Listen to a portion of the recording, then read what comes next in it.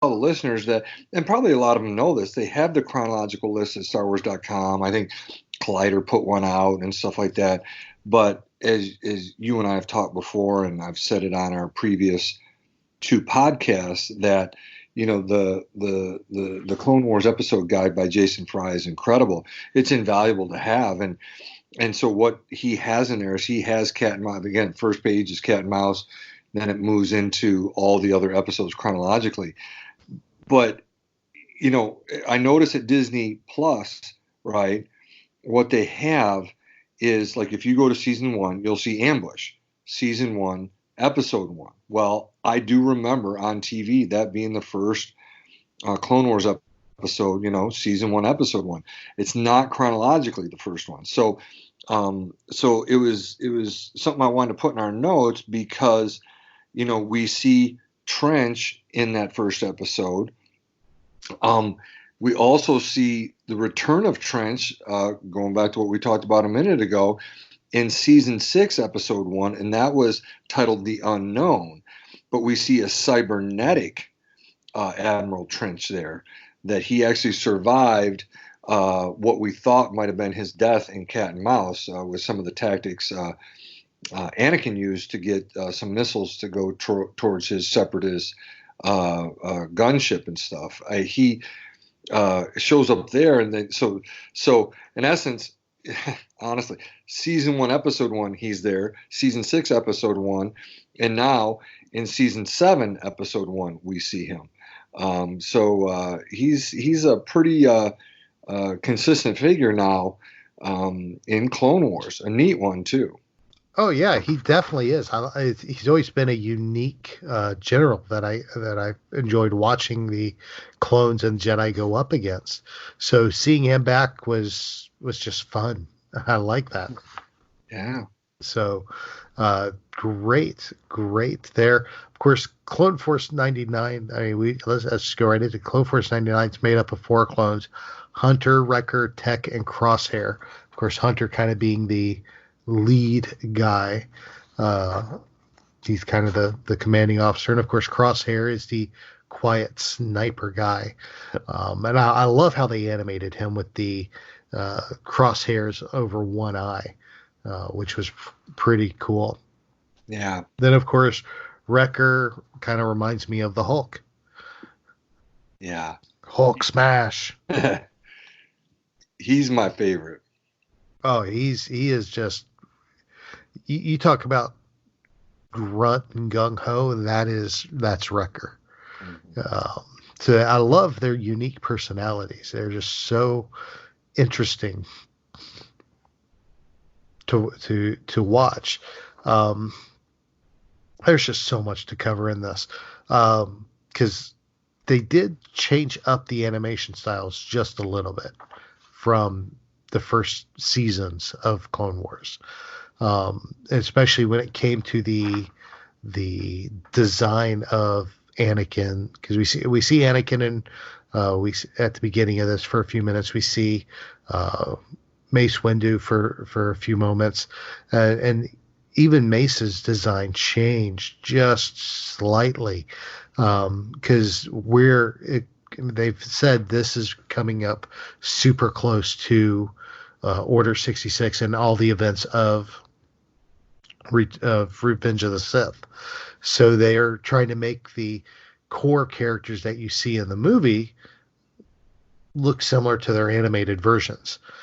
So they are making tweaks ever so much. Even Anakin's hair is different. He's resembling more the Hayden Christian Anakin from Revenge of the Sith.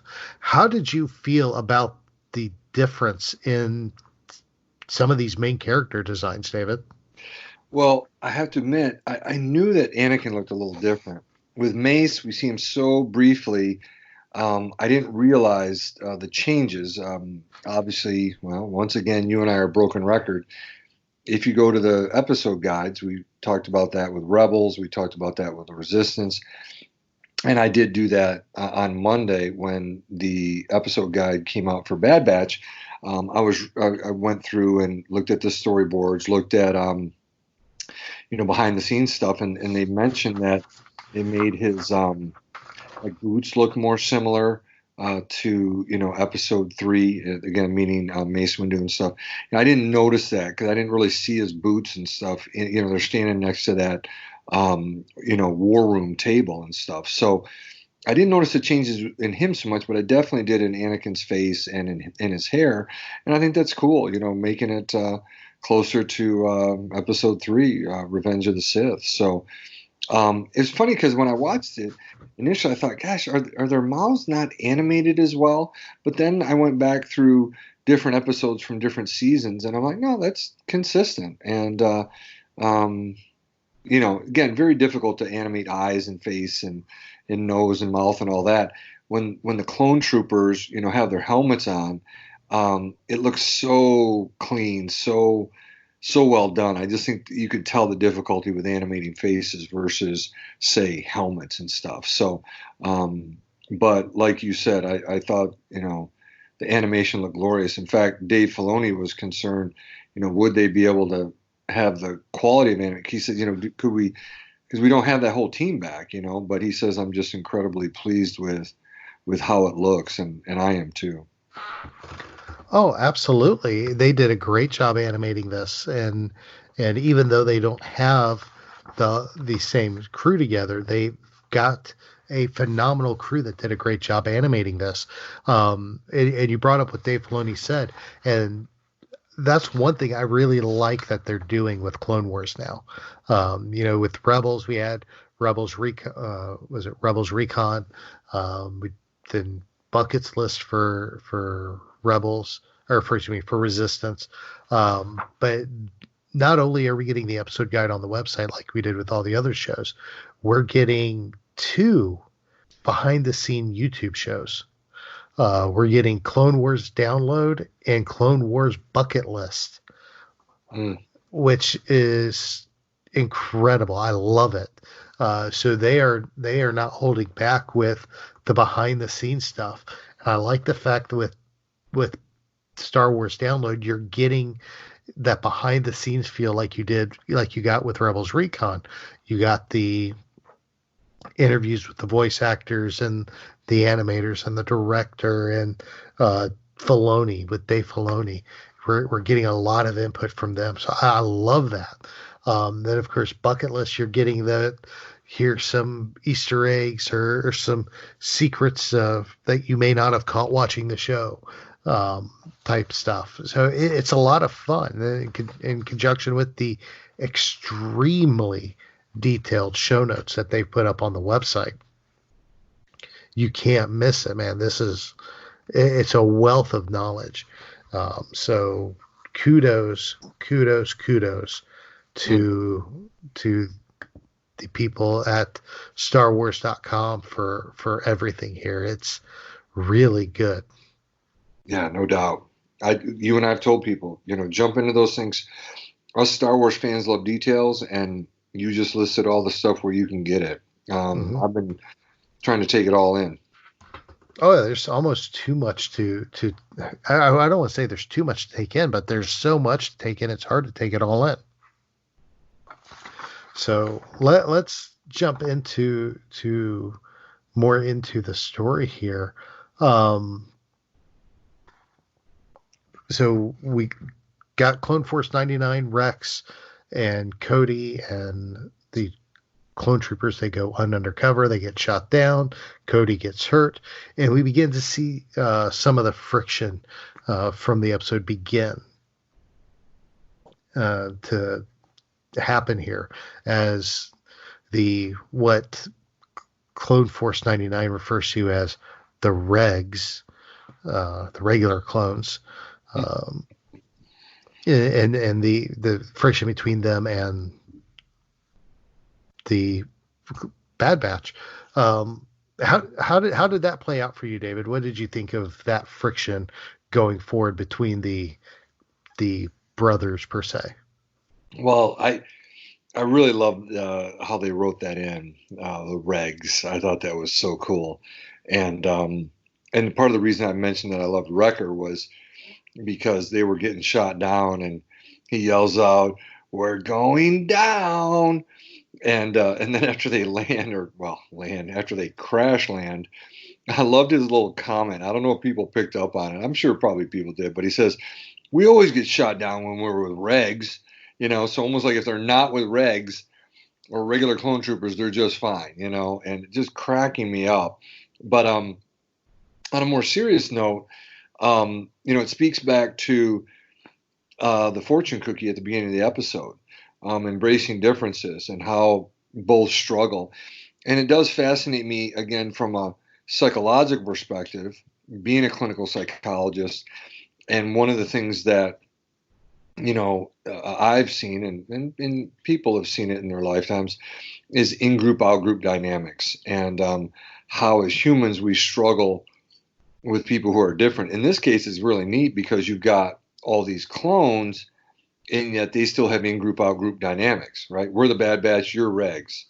And then even you could hear at the beginning of the episode, the regs, regular clone troopers there, Cody and Rex and the others, concerned about this, the way they do things, the Bad Batch. So I had a client tell me one time in my office, say, if everybody had exactly the same color skin all around the world, humans would find something to differentiate themselves. In essence, we're this. Like my client mentioned, like we're the long thumb people. We have longer thumbs. Those people over there have shorter thumbs. Now, again, you're looking at someone who's the exact same color as you, but again, we're different. You're short thumbs. We're long thumbs. And I thought about that a lot. And in this episode, it really shows itself that even clones who are clones struggle with in-group, out-group dynamics. And of course, that causes friction. Well said, my friend. Well said. It was, I could, yeah, yeah. That's all I can say. That was great. Well said. I love how it added that extra dynamic to the story, because it even though they are all cut from the same cloth, which they are obviously different, and that makes it, and that brings it to the whole thing. Why can't we all just get along? Right. We don't, for say there, they you sit around a circle and sing Kumbaya or something, but they did a great job exercising. And man, D. Bradley Baker. Mm-hmm. D. Bradley Baker. Good Lord. He probably has the hardest job on the show. What isn't Jat, like James Arnold Taylor was on the Coffee with Kenobi show, and I think he says he's trying to start a campaign for D. Bradley Baker to get an Emmy for his performance this season as all these different clones. And he does such a great job of differentiating them, but he still has that same kind of through line. And I don't know how you do that, where the through line is they all, you can tell, are clones. And it's so incredible. I remember one time being at Star Wars weekends, and he was there as a guest, and he was up on stage and talking, and he just started doing different voices. Unbelievable. Aliens, non-aliens. You're just like, how does all of that come out? And James Arnold Taylor's just standing there staring at him like, you're unbelievable. And D. Bradley Baker is. And so, yeah, nothing but, I mean, I know it. Effusive praise, yes, you're going to hear it from me tonight. Yes, effusive praise for him and how he does this.